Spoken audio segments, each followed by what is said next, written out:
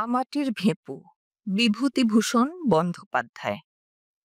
সকালবেলা ৮টা কি ৯টা, হরিহরের পুত্র আপন মনে রোয়াকে বসিয়া খেলা করিতেছে। তাহার একটা ছোট টিনের বাক্স আছে, সেটার ডালা ভাঙা। বাক্সের সমুদয় সম্পত্তি সে উপর করিয়া মেঝেতে ঢালিয়াছে। একটা রং ওঠা কাঠের ঘোড়া, ৪ পয়সা দামের একটা টোল খাওয়া টিনের ভেঁপু বাসি, গোটা কতক কড়ি, এগুলি সে মায়ের অজ্ঞাতসারে লক্ষ্মী পূজার কড়ির চুপড়ি হইতে খুলিয়া লইয়াছিল ও পাছে কেহ টের পায় এই ভয়ে সর্বদা লুকাইয়া রাখে। একটা ২ পয়সা দামের পিস্তল, কতগুলো শুকনো নাটা ফল, দেখিতে ভালো বলিয়া তাহার দিদি কোথা হইতে অনেকগুলি কুড়াইয়া আনিয়াছিল। কিছু তাহাকে দিয়াছে, কিছু নিজের পুতুলের বাক্সে রাখিয়া দিয়াছে। খান কতক খাপড়ার কুচি, গঙ্গা যমুনা খেলিতে এই খাপড়াগুলির লক্ষ্য অব্যর্থ বলিয়া বিশ্বাস হওয়ায় সে এগুলি সযত্নে বাক্সে রাখিয়া দিয়াছে।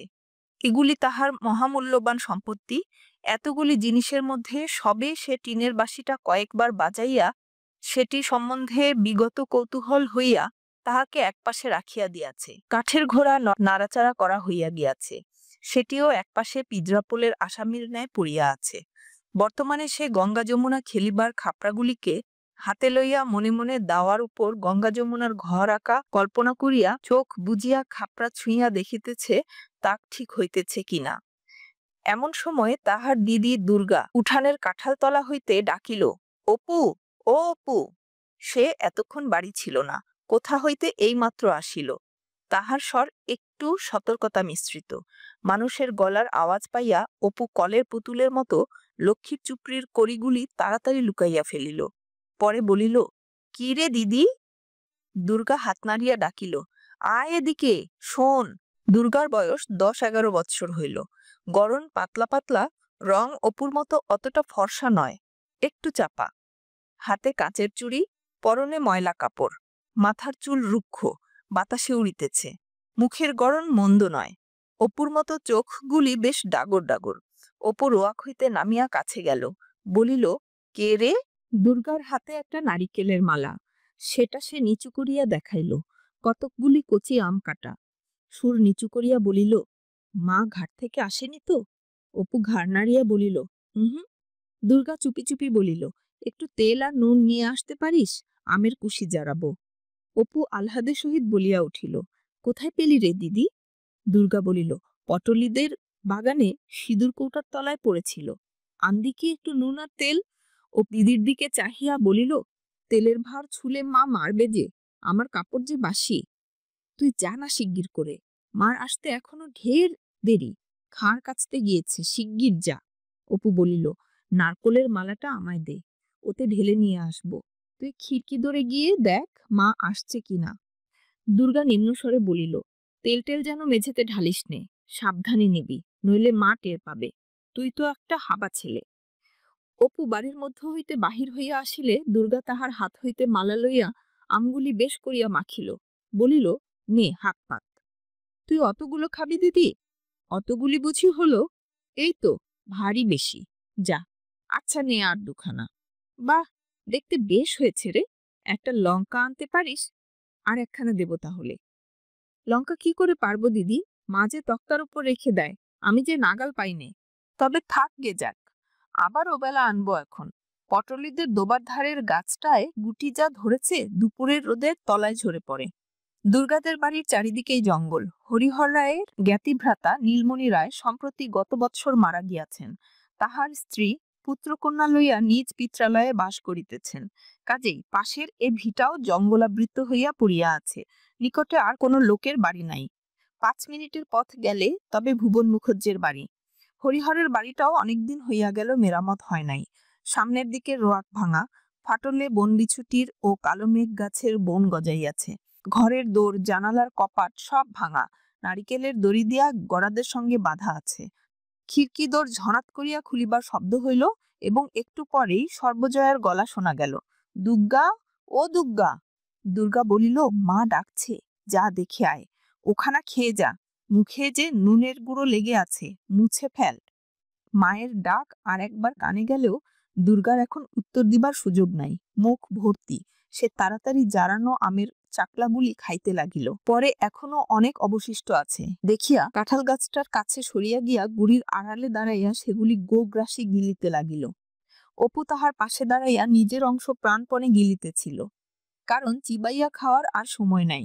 খাইতে খাইতে দিদির দিকে চাহিয়া সে দোষ সম্বন্ধে সচেতনতামূলক হাসি হাসিল। দুর্গা খালি মালাটা এক টান মারিয়া ভেরেন্ডা কচার বেড়ার পার করিয়া নীলমণি রায়ের ভিটার দিকে জঙ্গলের মধ্যে ছুড়িয়া দিল। ভাইয়ের দিকে চাহিয়া বলিল, মুখটা মুছে ফেল না বাদর, নুন লেগে রয়েছে যে। পরে দুর্গা নিরীহ মুখে বাড়ির মধ্যে ঢুকিয়া বলিল, কি মা, কোথায় বেরুনো হয়েছিল শুনি? একলা নিজে কত দিকে যাব? সকাল থেকে খাড় কেচে গা গতর ব্যথা হয়ে গেল। একটুখানি কুটো গাছটা ভেঙে দুখানা করা নেই, কেবল পাড়ায় পাড়ায় টোটো টোকলা সেধে বেড়াচ্ছেন। সে বাদর কোথায়? অপু আসিয়া বলিল, মা, খিদে পেয়েছে। রোসো রোসো, একটুখানি দাঁড়াও বাপু, একটুখানি হাফ জিরোতে দাও। তোমাদের রাত দিন খিদে আর রাত দিন ফাই ফরমাজ। ও দুগ্গা, দেখ তো বাছুরটা হাঁক পাচ্ছে কেন? খানিকটা পরে সর্বজয়া রান্নাঘরের দাওয়ায় বটি পাতিয়া শশা কাটিতে বসিল। অপু কাছে বসিয়া পড়িয়া বলিল, আর একটু আটা বের করো না মা, মুখে বড্ড লাগে। দুর্গা নিজের ভাগ হাত পাতিয়া লইয়া সংকুচিত স্বরে বলিল, চাল ভাজা আর নেই মা। অপু খাইতে খাইতে বলিল, চিবানো যায় না, আম খেয়ে দাঁত টোকে। দুর্গার ভ্রুকুটি মিশ্রিত চোখ টেপায় বাধা পাইয়া তাহার কথা অর্ধপথেই বন্ধ হইয়া গেল। তাহার মা জিজ্ঞাসা করিল, আম কোথায় পেলি? সত্য কথা প্রকাশ করিতে সাহসী না হইয়া অপু দিদির দিকে জিজ্ঞাসাসূচক দৃষ্টিতে চাহিল। সর্বজয়া মেয়ের দিকে চাহিয়া বলিল, তুই ফের এখন বেরিয়েছিলি বুঝি? দুর্গা বিপন্ন মুখে বলিল, ওকে জিজ্ঞাসা করো না। আমি এই তো এখন কাঁঠাল তলায় দাঁড়িয়ে, তুমি যখন ডাকলে তখন তো স্বর্ণ গোয়ালিনী গায়ে দুহিতে আসায় কথাটা চাপা পড়িয়া গেল। তাহার মা বলিল, যা, বাছুরটা ধরগে যা। ডেকে সারা হলো, কমলে বাছুর। ও স্বর্ণ, এত বেলা করে এলে কি বাঁচে? একটু সকাল করে না এলে এই তেতপ্পর পর্যন্ত বাছুরটা বাঁধা। দিদির পিছনে পিছনে অপু দুধ দোয়া দেখিতে গেল। সে বাহির উঠানে পা দিতেই দুর্গা তাহার পিঠে দুম করিয়া নির্ঘাত এক কিল বসাইয়া দিয়া কহিল, লক্ষ্মী ছাড়া বাঁদর। পরে মুখ ভেঙাইয়া কহিল, আম খেয়ে দাঁত টকে গিয়েছে, আবার কোনোদিন আম দেব, খেয়েও ছাই দেব। এই ওবেলায় পটলীদের কাকুরতলির আম কুড়িয়ে এনে জারাবো, এত বড় বড় গুটি হয়েছে, মিষ্টি যেন গুড়। দেব তোমায়, খেয়েও এখন, হাবা একটা কোথাকার, যদি এতটুকু বুদ্ধি থাকে। দুপুরের কিছু পরে হরিহর কাজ সারিয়া বাড়ি ফিরিল। সে আজকাল গ্রামের অন্নদা রায়ের বাটিতে গোমস্তার কাজ করে। জিজ্ঞাসা করিল, অপুকে দেখছি নে? সর্বজয়া বলিল, অপু তো ঘরে ঘুমুচ্ছে। দুগ্গা বুঝি সেই খেয়ে বেরিয়েছে।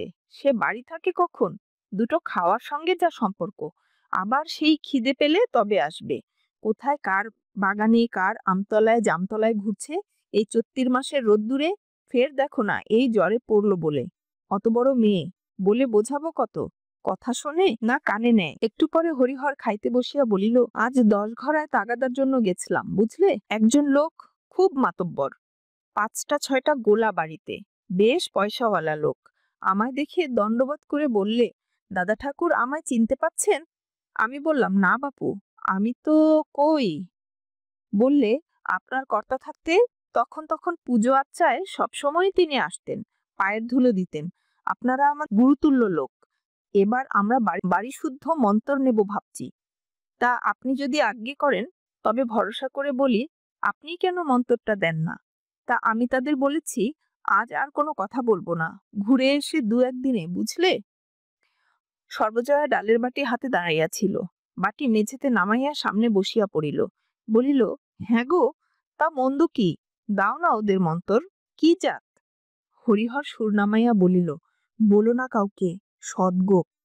তোমার তো আবার গপ্প করে বেড়ানোর স্বভাব। আমি আবার কাকে বলতে যাব? তা হোক গে সদ্গো, দাও গিয়ে দিয়ে।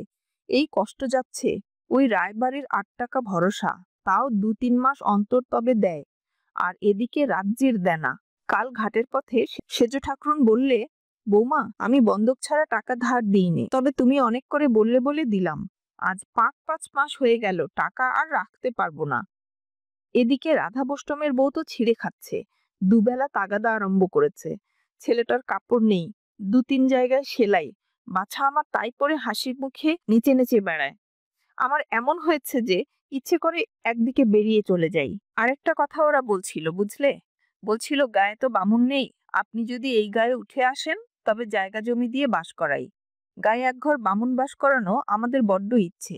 তা কিছু ধানের জমি টমিও দিতে রাজি। পয়সার তো অভাব নেই। আজকাল চাষাদের ঘরে লক্ষ্মী বাঁধা। ভদ্রলোকেরাই হয়ে পড়েছে হাভাত জোভাত। আগ্রহে সর্বজয়ার কথা বন্ধ হইবার উপক্রম হইল। এক্ষুনি? তা তুমি রাজি হলে না কেন? বললেই হতো যে, আচ্ছা আমরা আসব।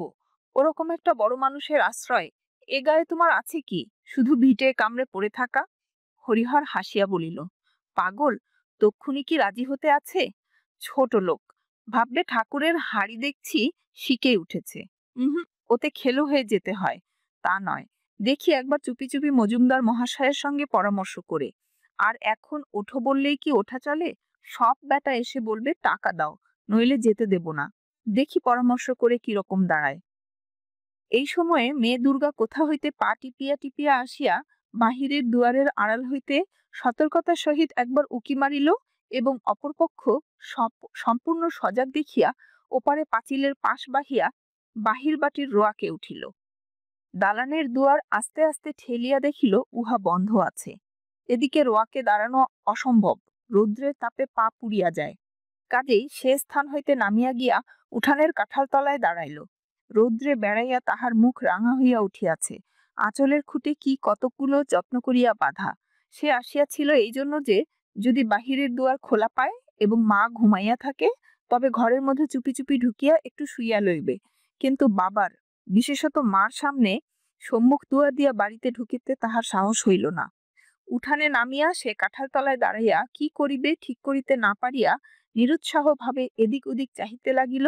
পরে সেখানেই বসিয়া পড়িয়া আঁচলের খুঁট খুলিয়া কতকগুলি শুকনো রড়া ফলের বিচি বাহির করিল।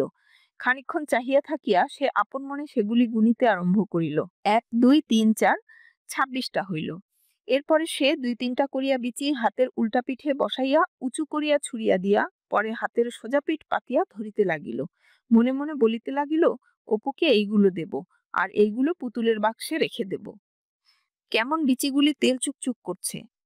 আজই গাছ থেকে পড়েছে। ভাগ্যিস আগে গেলাম, নইলে সব গরুতে খেয়ে ফেলে দিত। ওদের রানী গাইটা এক্কেবারে রাক্ষস, সব জায়গায় যাবে। সেবার কতগুলো এনেছিলাম, আর এইগুলো নিয়ে অনেকগুলো হলো। সে খেলা বন্ধ করিয়া সমস্ত বিচি আবার যত্নে আঁচলের খুঁটে বাঁধিল। পরে হঠাৎ কি ভাবিয়া রুক্ষ চুলগুলি বাতাসে উড়াইতে উড়াইতে মহা খুশির সহিত পুনরায় সোজা বাটির বাহির হইয়া গেল। পাঠ পরিচিতি। আমাটির ভেপু শীর্ষক রচনাটি বিভূতিভূষণ বন্দ্যোপাধ্যায়ের পথের পাঁচালী উপন্যাসের অংশবিশেষ। গ্রামীণ জীবনের প্রকৃতি ঘনিষ্ঠ দুই ভাই বোনের আনন্দিত জীবনের আখ্যান নিয়ে কাহিনীটি রচিত হয়েছে। অপু ও দুর্গা হতদরিদ্র পরিবারের শিশু, কিন্তু তাদের শৈশবে দারিদ্র্যের সেই কষ্ট প্রধান হয়ে ওঠেনি। গ্রামীণ ফলফলাদি খাওয়ার আনন্দ এবং বিচিত্র বিষয় নিয়ে তাদের বিস্ময় ও কৌতূহল মানুষের চিরায়ত শৈশবকেই যেন স্মরণ করিয়ে দেয়। সর্বজয়া পল্লীমায়ের শাশ্বত চরিত্র হয়ে উঠেছে। এখানে শিশুর আনন্দপূর্ণ শৈশব এবং প্রকৃতির সম্পর্ক দেখিয়েছেন বিভূতিভূষণ বন্দ্যোপাধ্যায়ের রচনাটি শিশু কিশোরকে প্রকৃতিমুখী হওয়ার প্রেরণা যোগায়।